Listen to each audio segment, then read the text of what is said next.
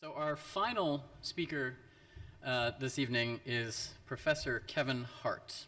Professor Kevin Hart holds the Edwin B. Kyle Chair of Christian Theology at the University of Virginia, where he also holds courtesy appointments in the departments of English and French.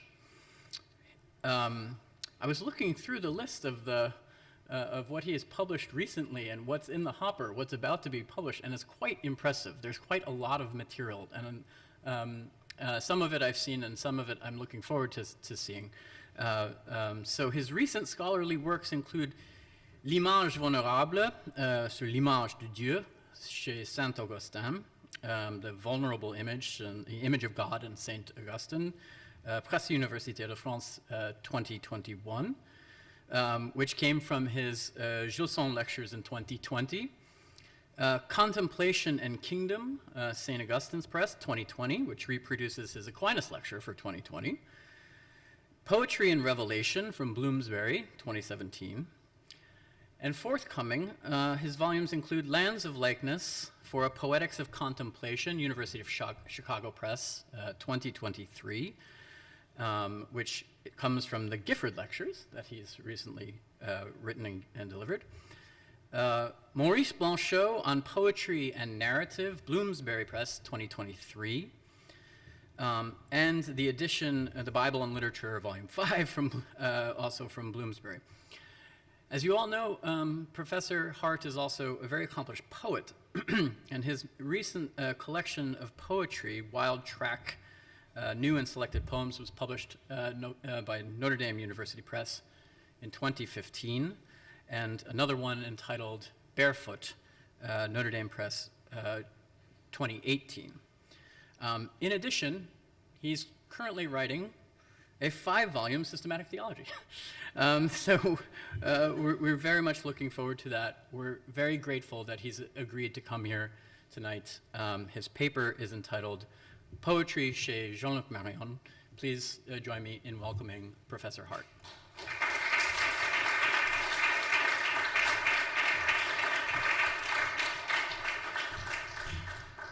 Well, thank you very much. It's always a delight to be back at the University of Chicago, and especially to the Divinity School.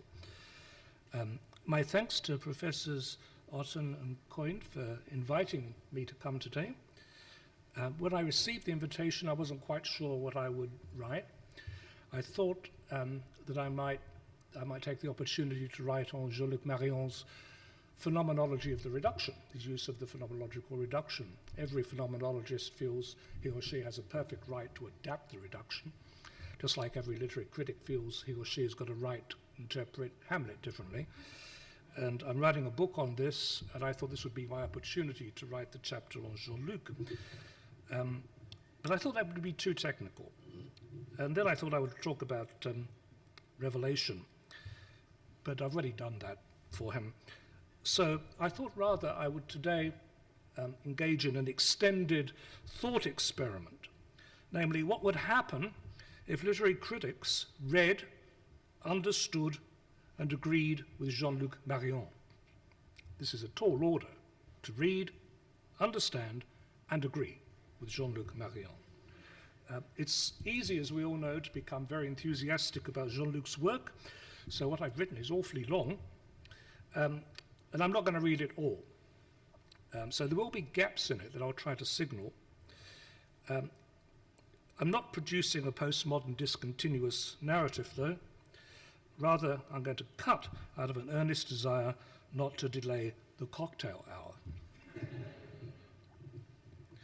When the question arises as to what the major French philosophers of our times say about poetry, or indeed how poetry marks their thought, one might well be forgiven for excluding Jean-Luc Marion from serious consideration. One might say, as a placing shot, that French thinkers inclined to phenomenology tend either to draw from poetry or to distance themselves from it, and that Marion is decidedly on the latter side of the division. If we ask who would be over there with him, we will think first of Jean-Paul Sartre, who sketches a thick line, sometimes with a wavering hand, between prose and poetry, and who affirms the political virtues of prose.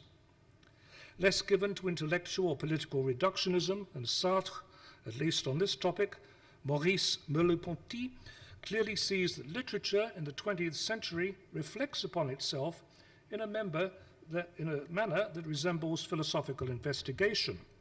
And he acknowledges the interest that philosophy has in poems by Mallarmé and Rimbaud, even if he does not devote extended attention to them or allow his thought to be shaped by them. One must look in another direction in order to discern thinkers for whom poetry enters into the fabric of their thought or provides a site from which that thought can be questioned and sometimes relaunched.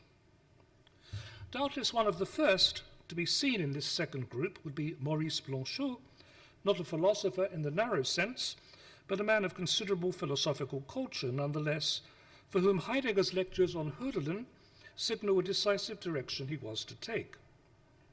While impressed in different ways with Mallarmé, Lautréamont, and in a more shaded fashion, the early poetry of Yves Bonfoy, Blanchot mainly aligns himself with René Char, who assumes for him something like the role that Hölderlin played for Heidegger, the poet as writer of secular scripture.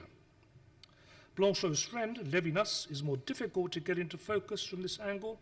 On the one hand, he proposes the most stringent, even violent criticism of art ventured since the 10th book of Plato's Republic, while on the other hand, he values art that denies itself the pleasures of apparent perfection.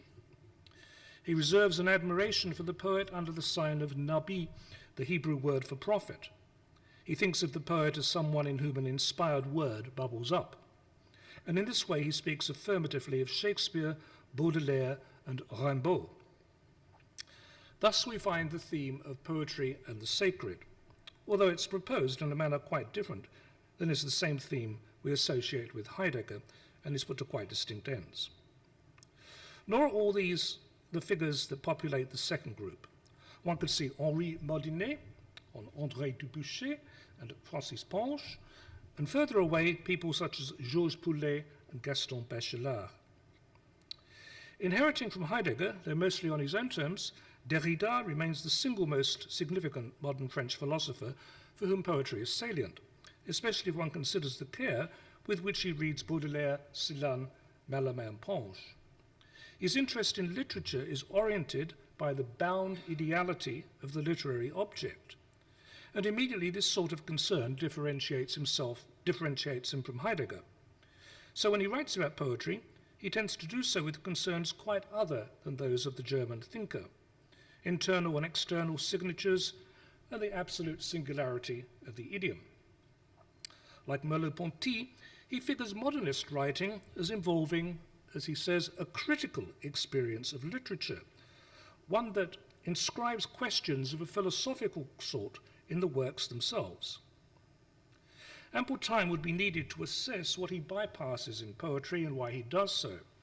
He has no place for Chat, for example, which separates him from Blanchot and Foucault, and he finds no traction for his thought in the reading of Dubuchet, Bonfoy, or Philippe Jacotet. He appropriates only certain poets and puts their work to apparently distinct ends. Thus, Mallarmé and Celan play divergent tunes for him, even though they're all regulated by that well-known orchestral conductor who's always hidden in the pit, Madame la Différence. It is Ponge, however, who among French poets remains the closest to Derrida's enterprises, at least with respect to exploring the idiom of the signature. His treatment of Ponge differs markedly from what we find in Sartre's reading of him, on the one hand, and Baudinet's on the other. Using a narrow aperture, one could capture much of 20th century French thought, from existentialism to Marxism to post-structuralism, by taking a long exposure image of commentary on Le Parti Pris des Choses and later works. This discussion could easily be extended, both as regards detail with respect to other directions with which to pursue our theme. Attention would need to be given to Henri Bergson's study of Lucretius, and stemming from that debts to classical poets among French philosophers, right up to Catherine Malabou's affinity with Ovid. Or due care would need to be given to Paul Ricoeur, less for anything he expressly says about poetry than for what he explores with respect to metaphor and what he calls poetic discourse. And while Michel Henry does not write directly about poets or poems, it might be suggestive to put certain poets in dialogue with his material phenomenology. John Ashbery would be one, for we may well see in Clepsydra, Sinus Mendid, and A Wave, poems that pass from one mode of pathos to another, from suffering to joy, while remaining so close to the deepest immanence of consciousness as to be a hair's breadth from solipsism. In addition, there would be things to say about Jean-Luc Nancy and Philippe Lacoue-Labat, especially if one continued to delineate the legacies of Derrida. Although Friedrich Schlegel regarded the novel to be the romantic genre par excellence, one might well make a case for the post-romantic poem as inheritor of the idea of l'absolu littéraire. For poems absolve themselves from social contexts with apparently more ease than novels do, even if they never free themselves from context as such, something to which the strongest of them tends to be indifferent in many cases. And there would be quite other remarks to make if one widened the horizon and looked to French philosophy that considers poetry, but forbears the invitation to think with, alongside, and sometimes contrary to Husserl and Heidegger. Well, I pass rather a lot of imaginative variation of French philosophers and their debts and interests in poetry, and focus upon a number of poets that Jean-Luc Marion has talked about, although I understand from our conversation just a minute or two ago, there's even more coming, which is interesting.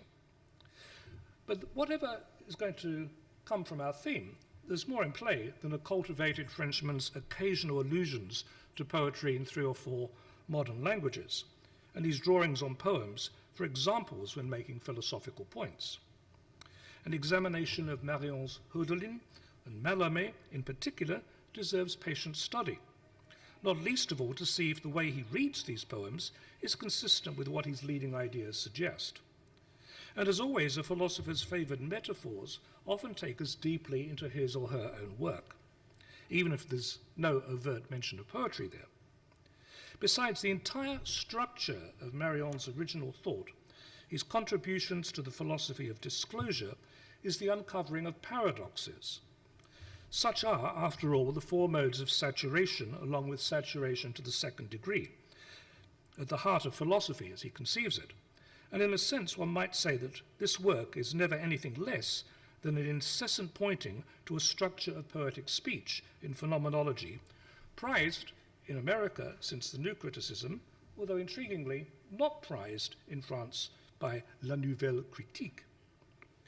Above and beyond the mode of rigorous description that the philosophy of disclosure offers in lieu of argument narrowly conceived. For Husserl, as we know, rigor is coordinate with transcendental purity. Yet we might well ask ourselves if that is the only mode of rigor that is worthy of the name. There is a rigor that is uninterested in supplying an epistemic foundation in and through the converted gaze. It is to be found in natural language that itself ventured as an experience, or maybe counter-experience, as will become clear later, cannot be rephrased without serious loss, which might well serve as a preliminary definition of poetry. Rather than attend to what Marion has written about poetry, which is perhaps more than most people would think, I'd like to draw attention to what he has not yet said about it and what other people have not yet said about this silence. Of course, we simply do not know what he might yet say about poetry, poetics, or any particular authors in time to come. As I say, I just learned that he's written on Dante and on Paul Claudel. He's not yet lost or suspended his capacity to surprise us. Already, though, there's quite a bit to say about poetry that is consistent with what he has observed in his original philosophizing, which is anticipated in reduction and givenness and begins no later than being given. And inevitably, it will be to that latter book and his clarifications and extensions of it that I turn in order to orient myself to the question, half hidden behind my title. What is poetry chez Marion? Before I do, though, I need to draw attention to something that is overlooked in discussions of this sort.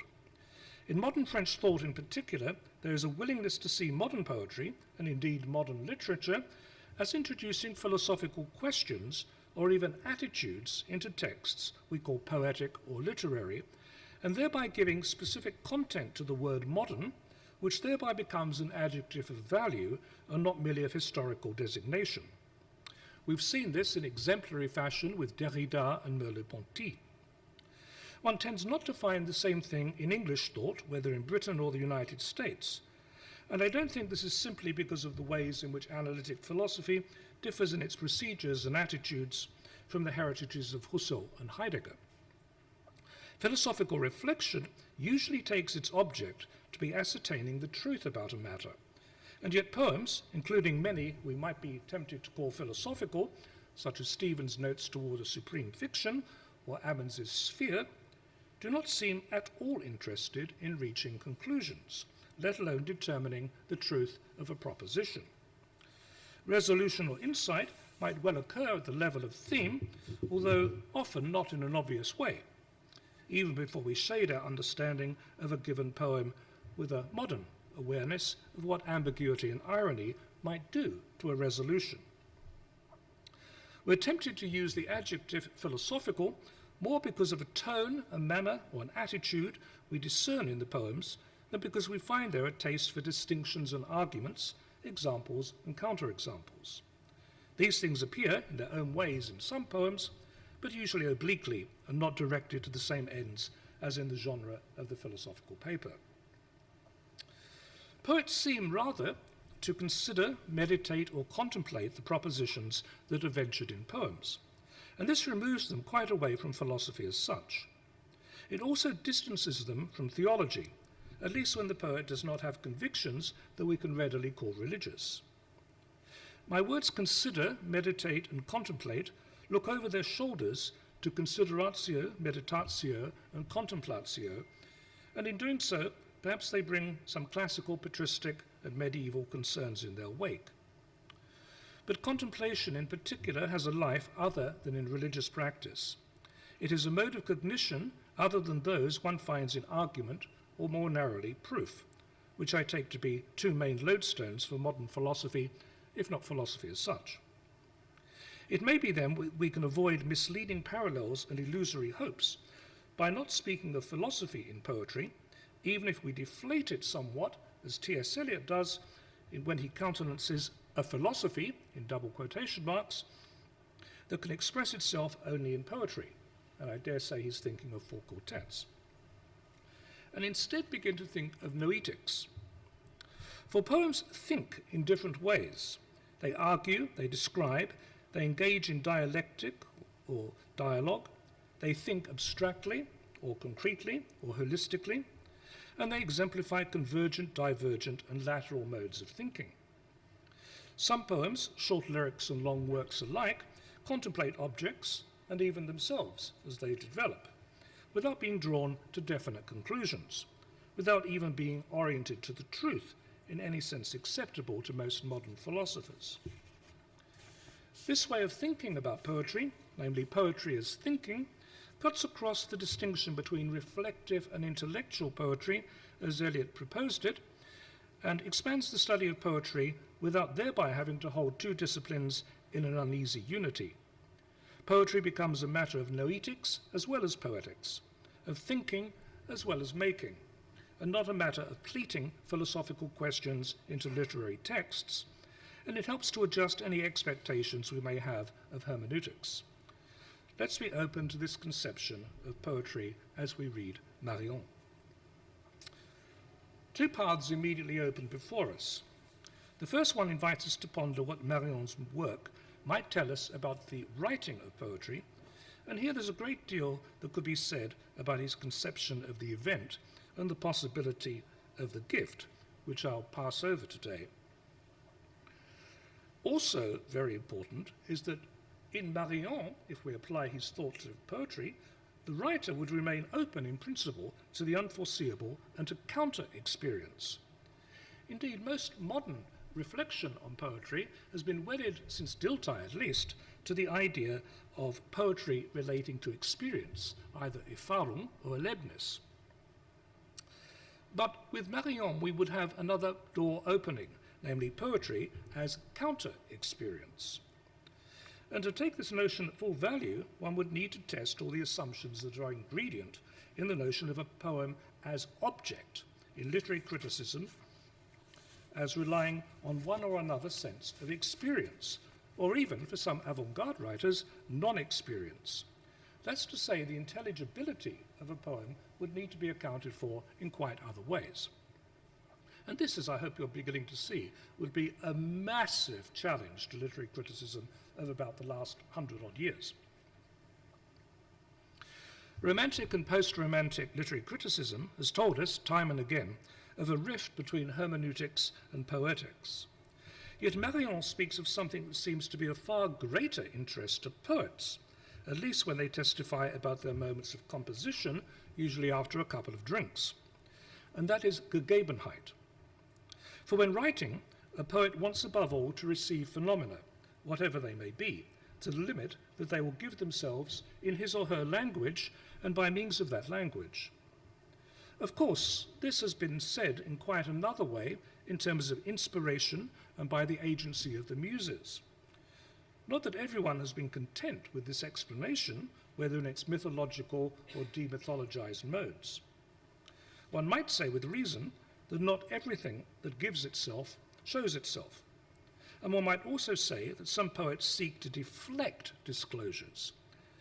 They develop a poetics that contradicts the conditions for the experience of objects, and the noetics that is variously coordinate with this poetics correspondingly invites us to think about the possibility of discourse more than what actually is being said.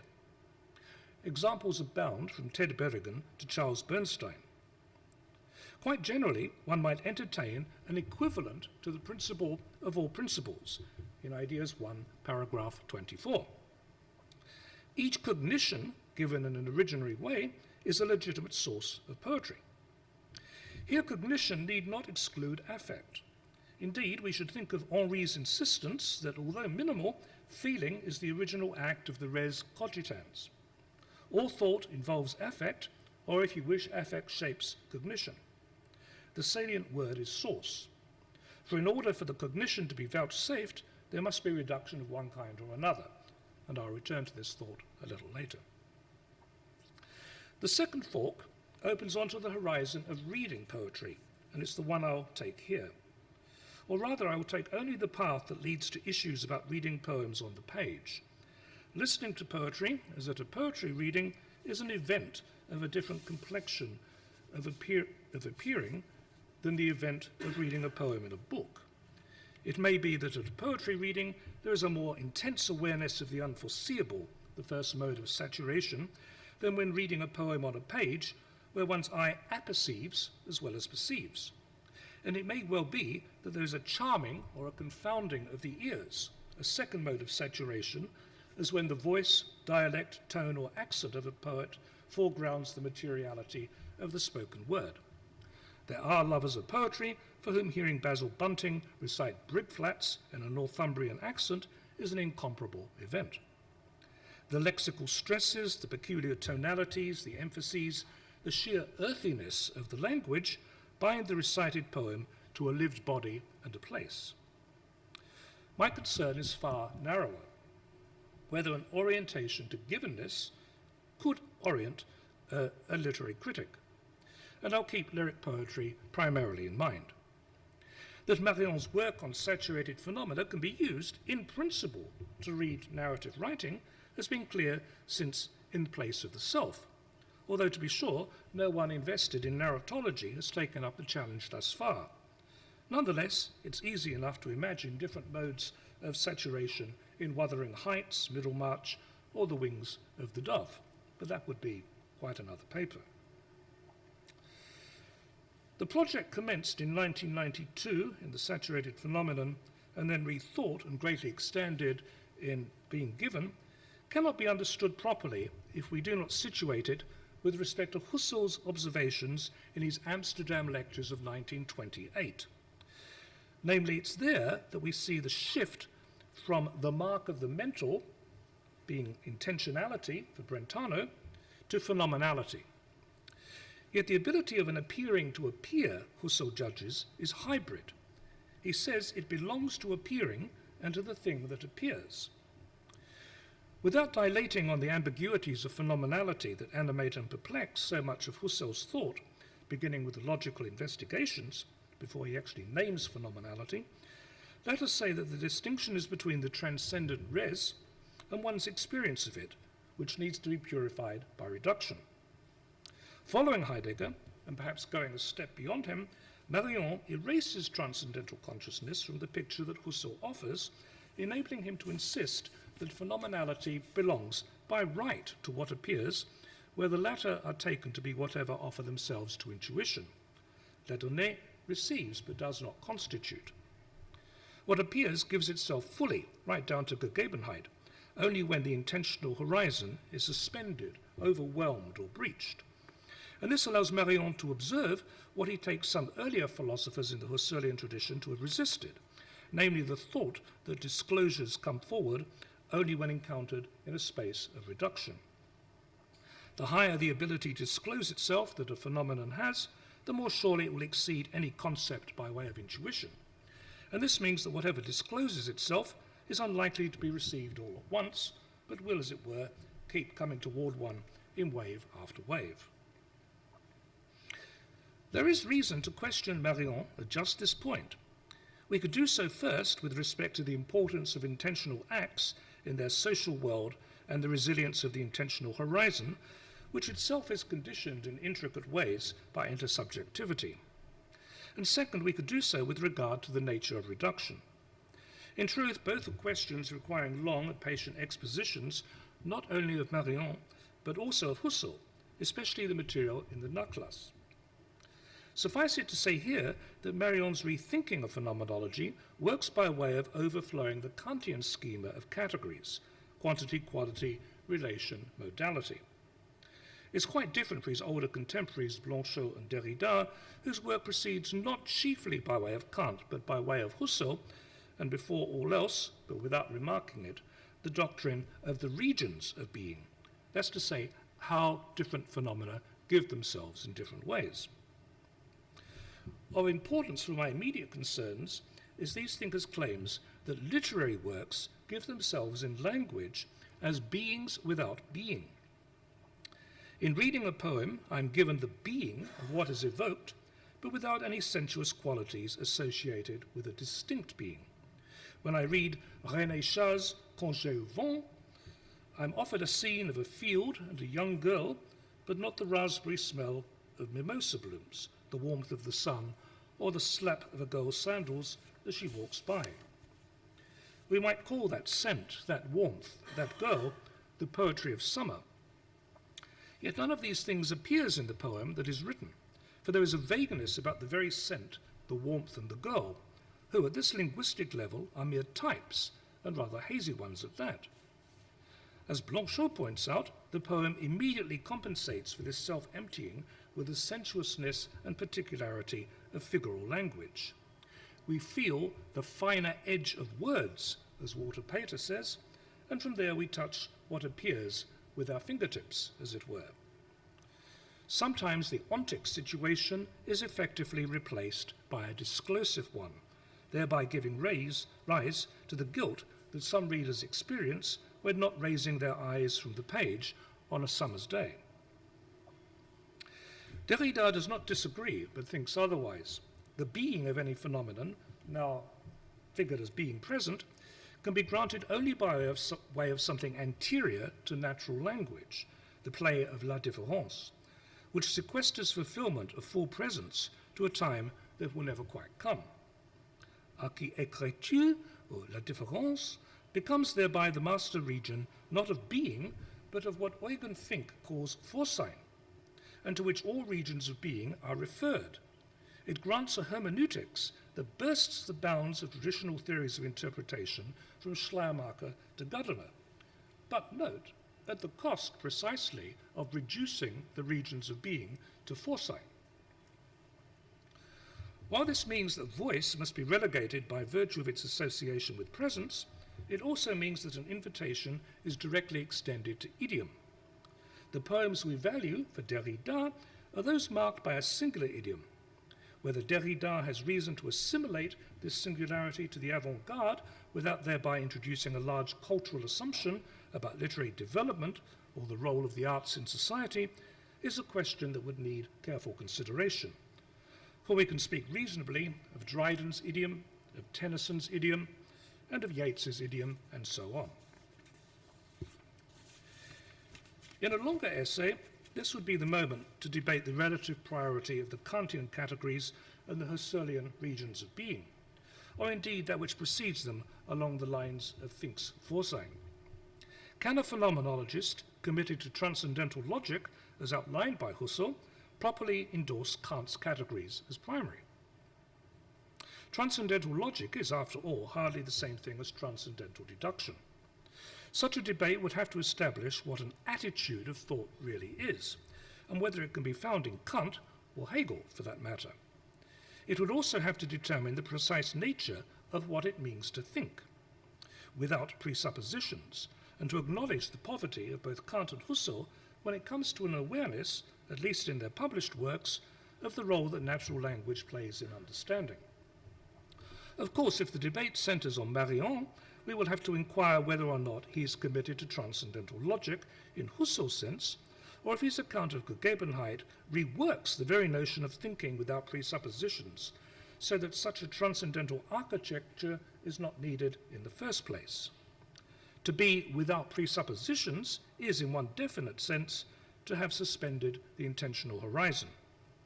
Marion's response, I take it, is that we do not need transcendental logic if we perform reduction with sufficient rigor.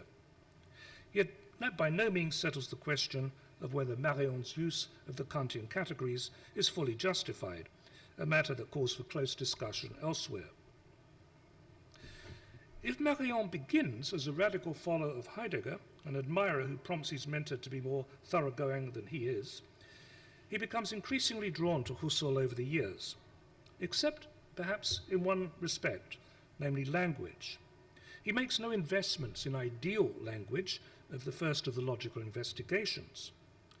We cannot reasonably expect him to draw from Husserl's reflections on natural language in his supplements to the Cartesian Meditations and the logical investigations, for they appeared in print in the Natlas only quite late in Marion's career.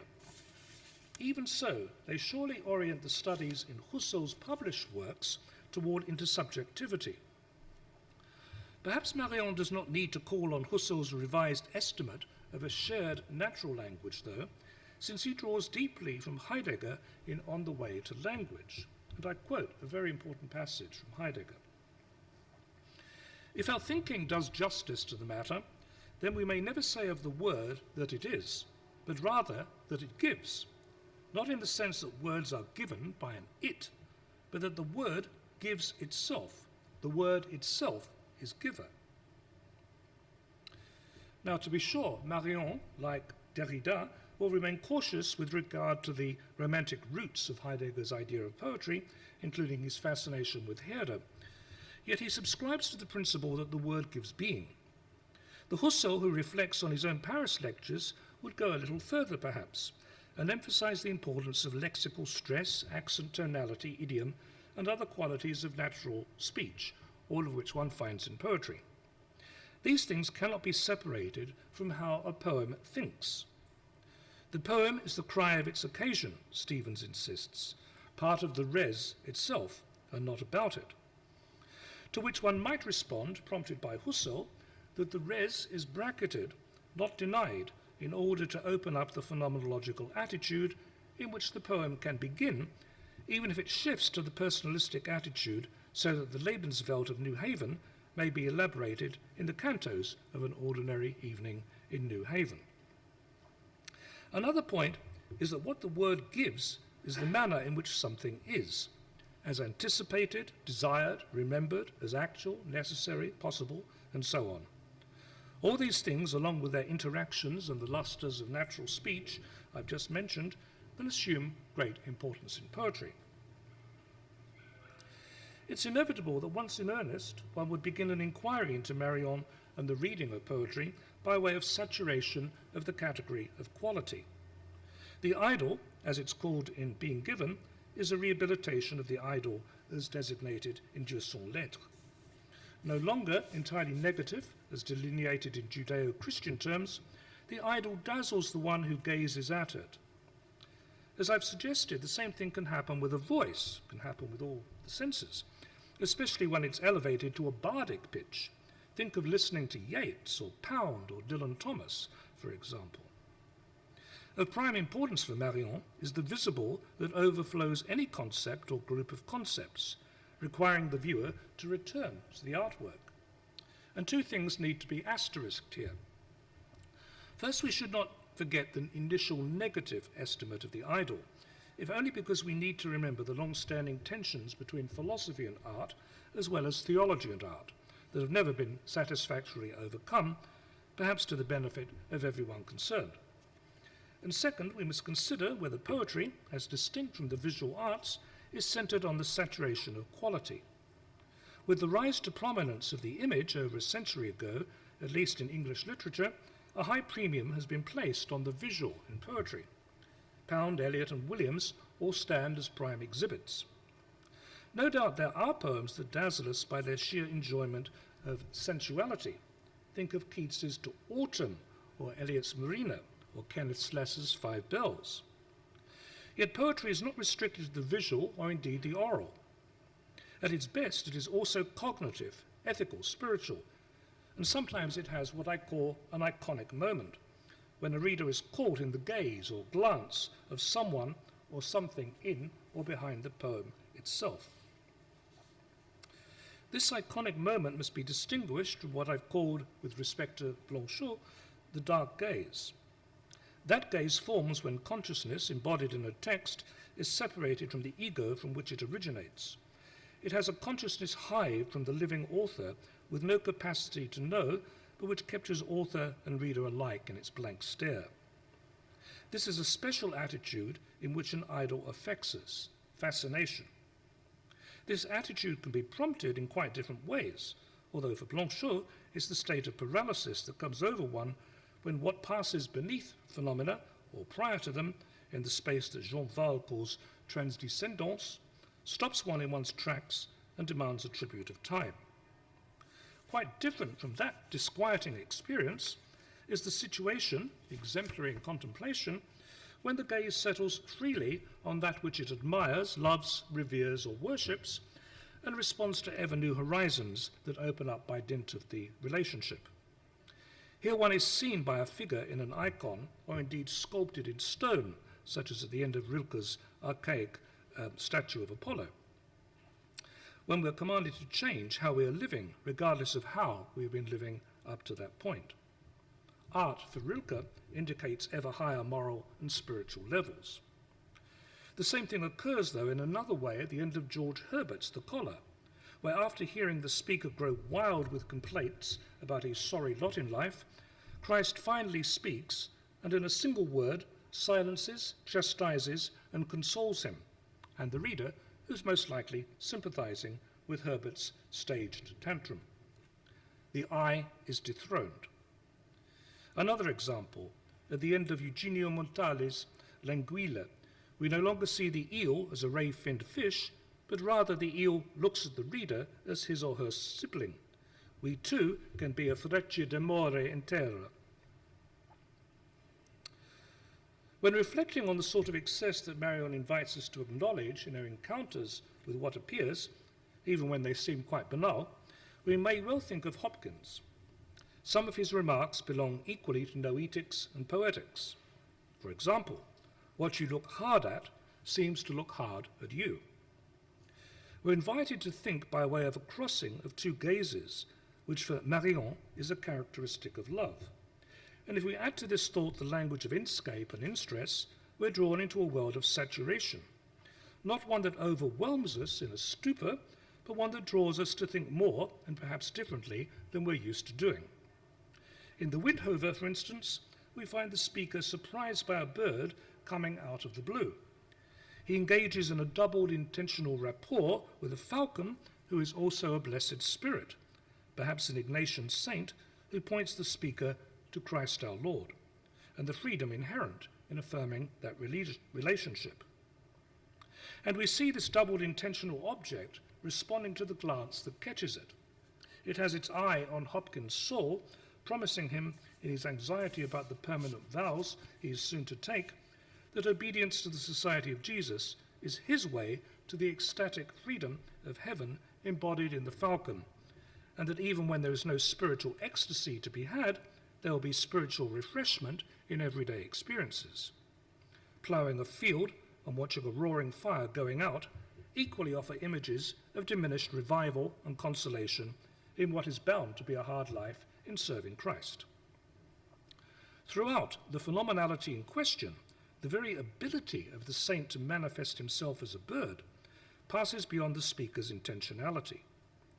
It is there, to be sure, in the speaker's initial engagement with the bird, but the saint's face is not phenomenalized, and the speaker must bear an invisible look that promises yet threatens, the infinity of which can hardly be accommodated by the seminarian.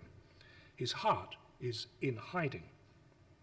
More is bequeathed to him than is possible by any intentional act. Indeed, the speaker is given to himself in the encounter. Hopkins catches himself as well as the marvelous bird as it hunts in the morning. What I admire judges me, Marion tells us with respect to the idol, and yet it can also apply to the icon, here the face of the bird saint. We have yet to learn all that we can from Husserl's ideas too, which has tended to be read through the lens that Merleau-Ponty ground for it, and with anxieties about whether the teaching of the lived body leads us by a back passage to one or another form of idealism. One thing that Husserl does in that underread book, as well as in hints in later works, is give us a fuller idea of the attitudes we can adopt in life, not only the natural and the transcendental, but also the personalistic, the naturalistic, the practical, the affective, the mythical, religious, and the theoretical attitudes. There's no need to restrict ourselves to Husserl's taxonomy, and certainly no need to confine ourselves to his range of examples. In Christianity, it's the Basileic attitude that is more fundamental than any other. Husserl had not the slightest interest in linking his thought with the study of poetry, not even in his comments on natural language in the Nachlass. It is only with Heidegger that the possibility is realized, and then only in the highly particular manner that we find in the exegesis of Hölderlin's poems and other German poets in the 30s and 40s. Marion does not interest himself in the full range of attitudes that are available and the modes of reduction appropriate to each. And this is largely, I think, for two reasons. Marion centers his debt to Husserl in the idea of phenomenology of 1907, which comes before the multiplication of attitudes, and in any case, his emphasis is on reduction as the precipitation of givenness. One might never achieve absolute givenness in and through reduction, but one will almost surely find a degree of it.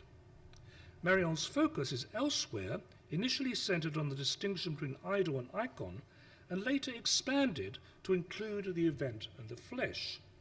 The debt to Kant perhaps restricts in advance the range of attitudes that are entertained, or perhaps obviates the need for them.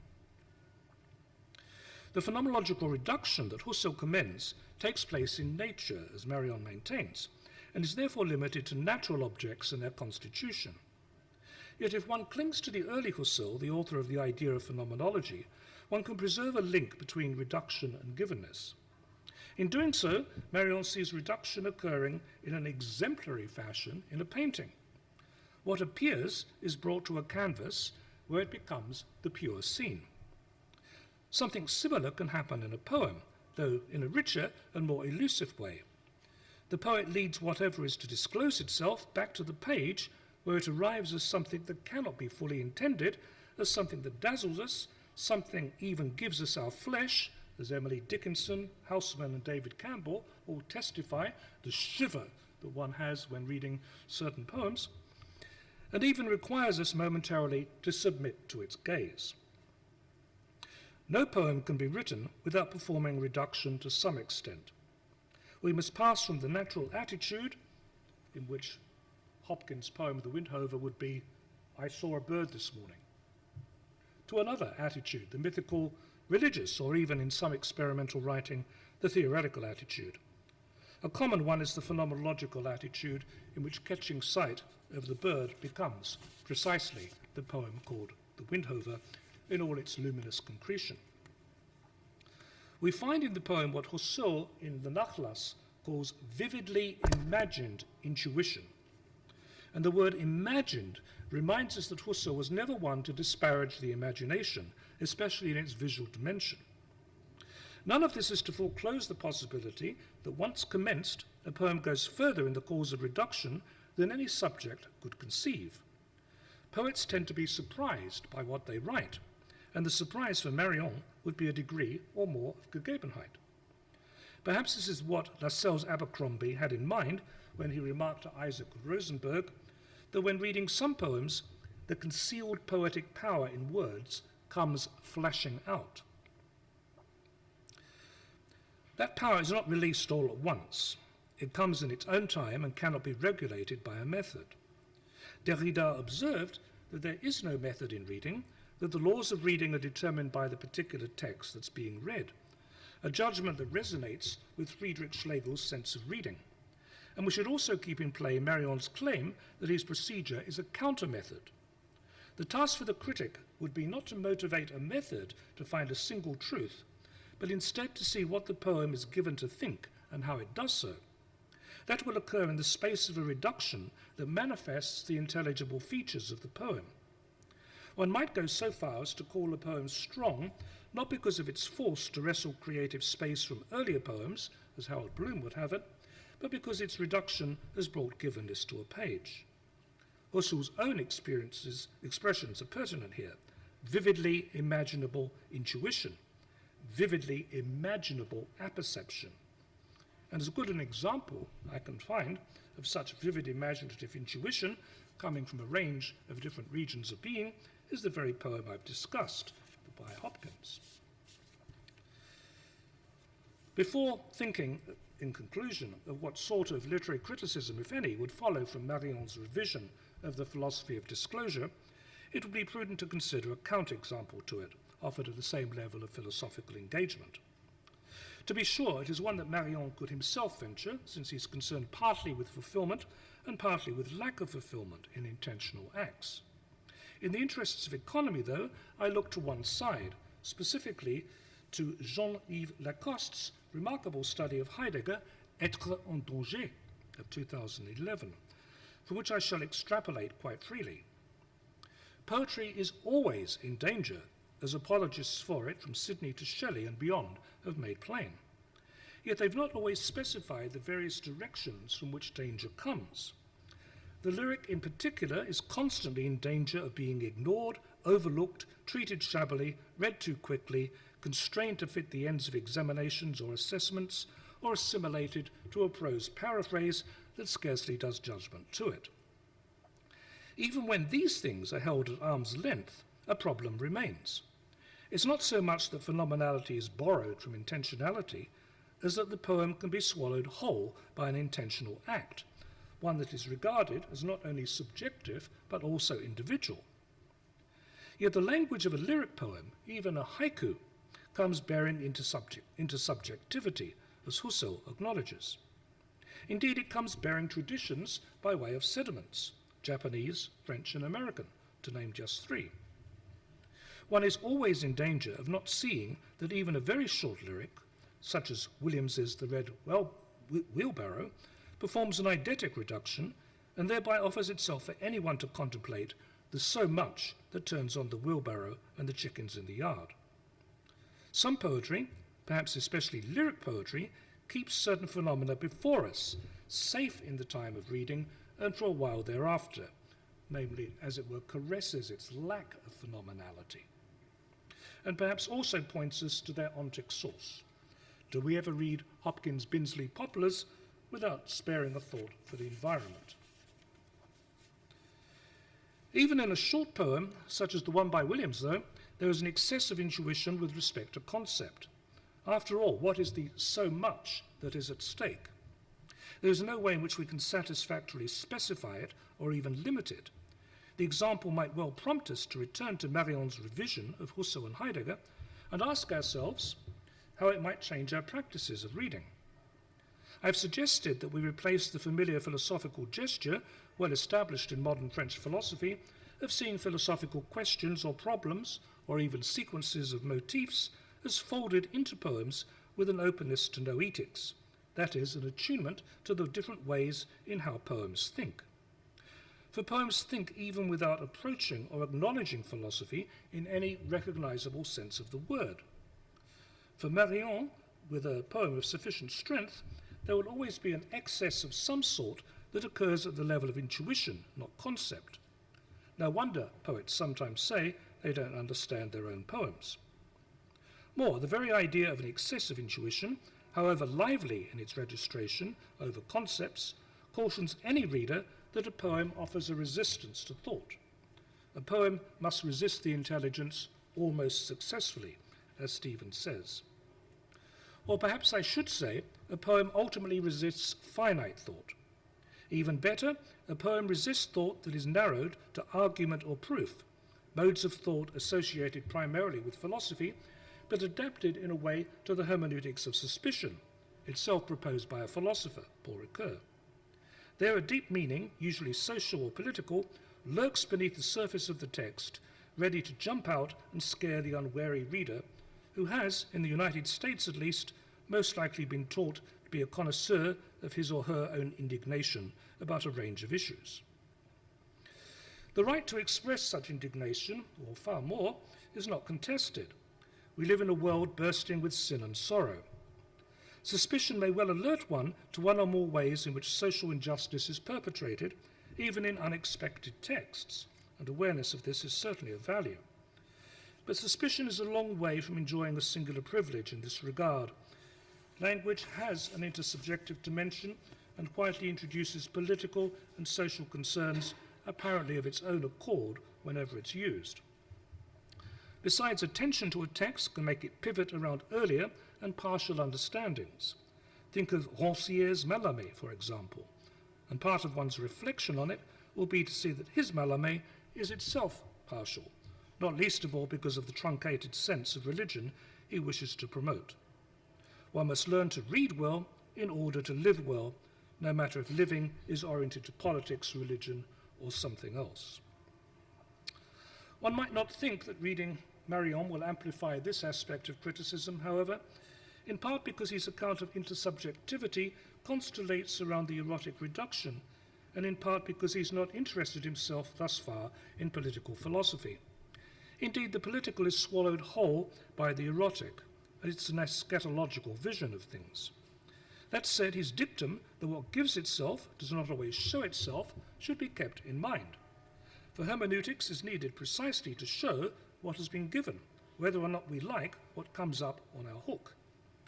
More generally, he offers us, in his own way, a blank space in which a noetics can be inscribed.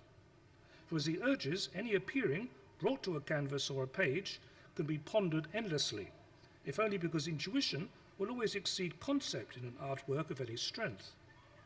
In the end, perhaps, Marion's Phenomenality of poetry, if I can impose such a formulation, inclines us to what I call a hermeneutics of contemplation. If so, he stands in the line of aesthetics that comes to us from Kant, Schopenhauer, Coleridge, and Husserl. To be sure, the position I accord to him can be augmented by drawing from the Husserl of the Nachlass, especially about natural language in its intersubjective social dimensions. But among many other contributions to philosophy and theology, he has offered something original and clear to the tradition I've named, namely a sound reason why noetics can take a step beyond thinking toward contemplation. We shall all become the soggy phenomenon. Thank you.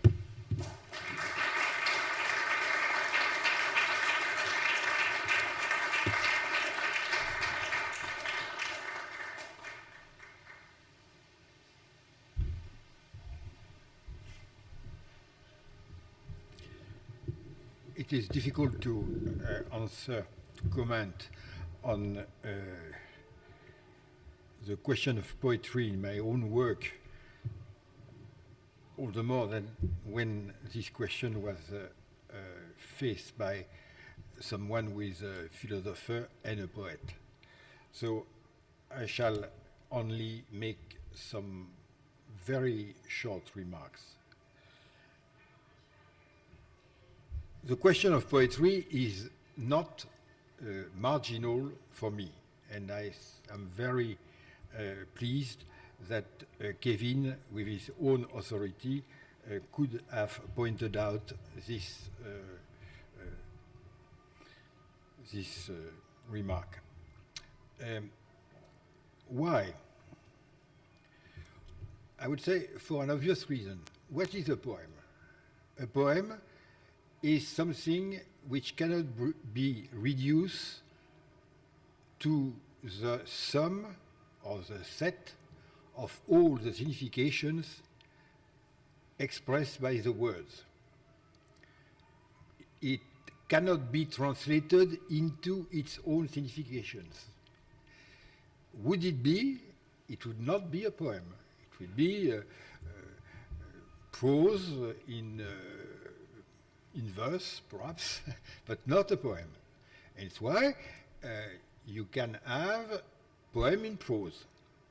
So, by definition, there is an excess of the psychological, semantical, whatever you want, musical effect of the words against the significations.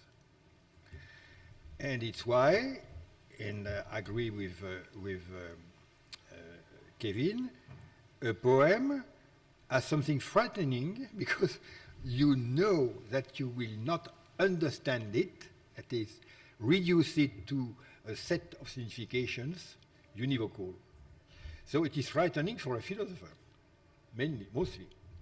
And the other thing is that the poem, to some extent, is written to signify nothing, or to signify so many possible things that there is not one meaning. And it is frightening because it is not an object. So you can perfectly well describe it as a saturated phenomenon in its own right. Absolutely true. Secondly, it is why I've always refrained to write on poetry, on the poets, and have my strong reservations about the philosopher who try to explain to the general public and possibly to the poets what they are doing. The philosophers are not in a good situation to do that, because in a way or another they make a theory of poetry, and what is fascinating in poetry is that there is no possible theory. If a theory is a set of signification. So I claim my right not to write on poetry for that reason. And I'm very suspicious, in general, when philosophers write on literature, and mostly when they write, and even more when they write on poetry and poetical system and so on.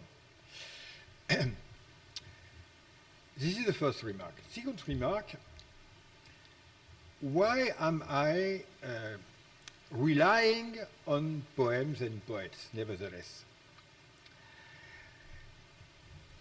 I guess you have noticed that one of the greatest symptoms of what some of us use to call the end of metaphysics, one of the most obvious symptoms of that, or related phenomena, is the extension of the philosophical language, the impoverishment of the vocabulary of philosophers. And if you go back to in German, the language of the school of Marburg and of Neo-Kantianism, which is so perfectly clear that at the end it means nothing. When Husserl started to write, he was writing in that language, and the more he came, the more he developed its phenomenology, its own philosophy, the more the fact that he was unable to use another language, another lexicon, became a dramatic limitation for Husserl. The last Husserl has not the words to say what he means. And at the end, you don't even understand what he's speaking about. You have to guess that. And to guess that against his own explanations. It's why they're always repeating and endlessly. And what makes a difference with Heidegger is that Heidegger very quickly has decided to have another language. And so he started in his way in being in time, but after being in time, reading Hölderlin and so on, he had definitely another language. And this other language, although it's not always precise, he has its complexity and so on, is surprising, but has allowed him to go further. Same thing with in French philosophy. What was the limitation of Bergson? That he was writing like Victor Cousin, in fact. He had no words for what he intended to explain. It is not enough to get beyond the theory of Kant about space and time to say matter and durée, matière and durée. It's not enough. In fact, what he means is not la durée, and is not matter. So, as soon as perhaps his best breakthrough, that is matière et mémoire, he was done. And we see that in the last book, Les Deux Sources, where clearly he has not the words to speak about what he called mysticism, open religion, closed religion.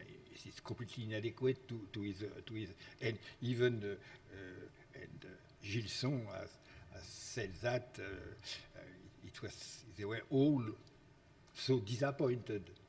It was not because he was stupid for the moment, he has not the words. And this is exactly something very, let me take another example. What is the main limitation of Sartre? Is that he's not a good writer in philosophy. And why Derrida made such an impact? Because Derrida made a huge effort to renew his language and his concepts.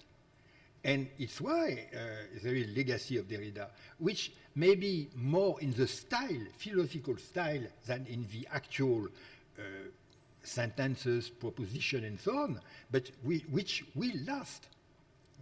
And Levinas. Levinas is a very good example, because he has, being not born French, he learned French, and without any reservation, without being aware of what he was doing, he has reinvented a large part of the French lexicon in philosophy.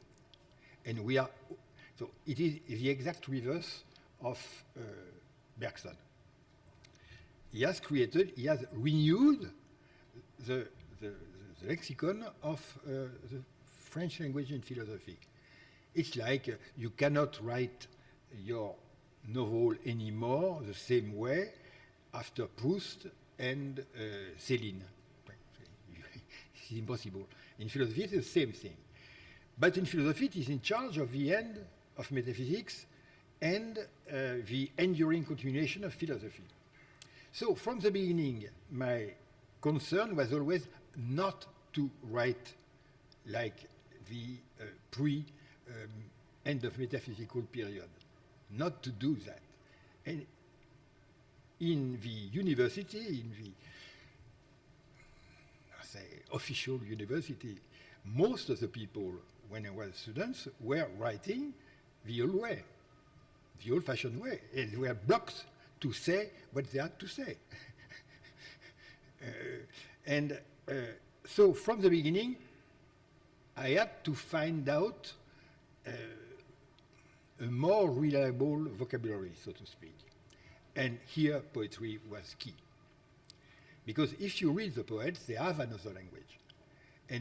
And so I've written about poetry, I quote the poets, but most of the time I'm using their words. And they told me for instance,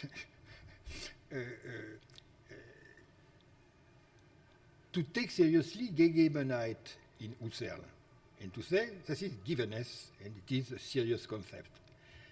There was just nothing to do. It was written. But in French, we have no way to say that, so the translators say la présence, la réalité, time to time, le donner. But they refrain from taking this as a serious concept. You have to do that. Le donner, la donation, and Gegebenheit can be translated by both. You have to explain why both are correct, how they are linked, and so on. To do that, you have to follow the line and to say donation, donner, don, donateur, à donner. À donner is a very old word in French, but it was not a concept. It was very easy to forge the à donner. This is natural French, daily life language. It can become a concept. If you read the poet, you have no hesitation to do that. And suddenly you have a lexicon. Saturation or icon and idol, you make those things concepts because the poets give you the freedom to take that risk. And after all, at the end, it is no more a risk, or it is just that. And when Derrida wrote Différence, he was imitating Lévinas saying essence with a E and not a I. And this is absolutely, I would say, legal. It is not, it is very rational and so on. So the question of what your language is crucial. To expand or solidify your language, you have to ask for help the poets, because they do that. And after that, when I was elected to the French Academy, I asked to be a member of the commission for the dictionary, to revise the dictionary. We do that. And I start to learn French at last. And the poets give you, most of the time, if you want to get the core of the meaning of a word and the ambiguity, it's by the poet you do that. So, and it's why now phénomène saturé, I have to admit, is in the dictionary of the Academy.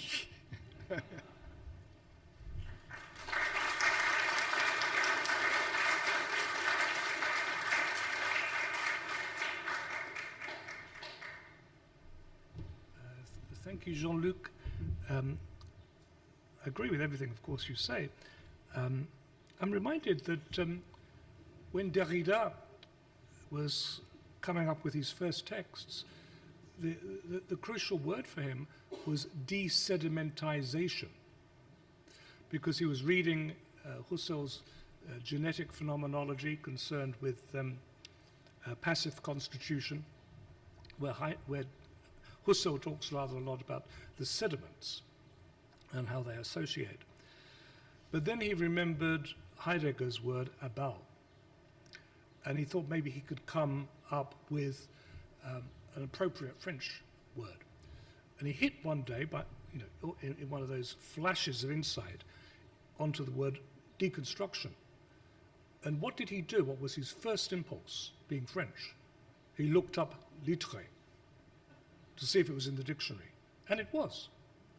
deconstruction, if you look up the Big French Dictionary, is the act of suppressing, of writing on poetry and suppressing the meter to reveal the meaning of the lines. So the word actually comes from poetics. It's an interesting little curlicue in this story.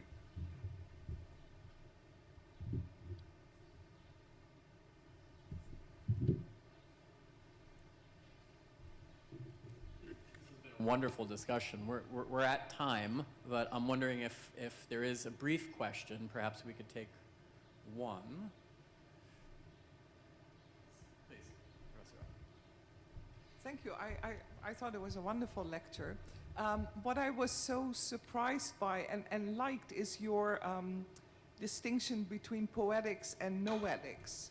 And what you were not talking about is poiesis and mimesis. Yes. So yes. I wondered if you could speak to that. That's absolutely right. The more I wrote this paper, the more I thought that it should be a little book, not a conference paper. I think the main reason why I didn't in this particular version is because I wanted to cut across that kind of distinction, much like Eliot's distinction between reflective and intellectual poetry. And it seemed to me that if one thinks not of including the traditional philosophical questions, which mimesis has got an honored place, of course, and shift the question so it's in the manner in which poems think or meditate or contemplate, and we get a whole new series of categories. And most interestingly, they can match up in ways of the late Husserl in particular. So we get this new opportunity for a poetics of reading or a noetics of reading, which we just haven't had in literary criticism. And as I said right at the start, this is just a kind of extended thought experiment. Yeah. Wonderful. Thank you very much. Thank you. So, yeah, please join me in thanking Professor Hutt.